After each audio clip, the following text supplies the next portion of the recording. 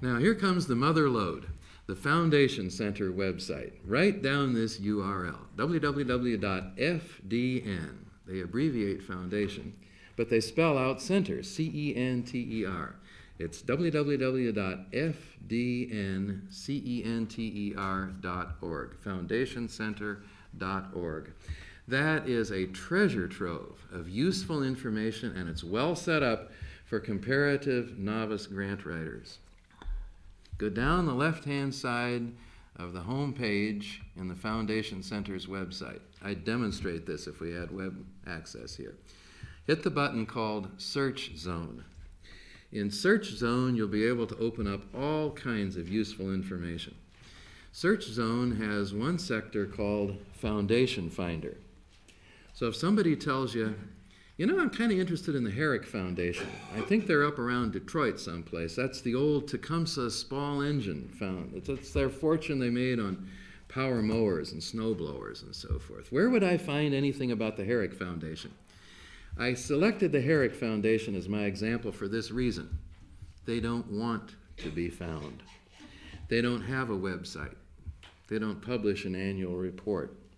If you telephone, you can find them, you telephone. There's a woman by the name of Janet DeVozo who fronts for the Herrick Foundation, and she will tell you, Mr. Herrick has now reached the ripe old age of 88 years. He no longer invites visitors.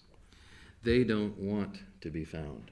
So how do you find the Herrick Foundation? Well, you go to Foundation Finder on the Search Zone in the Foundation Center website, and you type in Herrick in Michigan, and all of a sudden, Shazam, you find out all you wanted to know about the Herrick Foundation.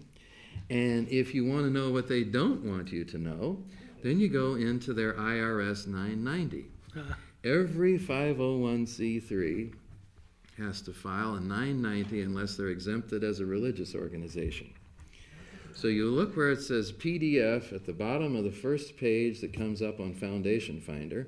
There will be 3 years' worth of IRS returns that are sitting in Provo, Utah. You go down to the bottom of the 9th page in a 990 and you look for a box. The box says, check here if you will not accept applications unsolicited. If they don't check the box, you're home free. You sit there and you read everything that the Herrick Foundation has given money to that year. You look at it several different ways. You look at the amount of money they typically give, the kinds of things they give money for, and to whom they give that money. This is all there on the Foundation Center website. Wouldn't that be a good investment of a rainy Saturday afternoon? Question over here. Sorry, I hope this is a germane question, but how often is that information updated on? Depends. The Foundation Center updates the information that they control very frequently, especially in the case of changes in federal law about 501c3s and IRS taxation.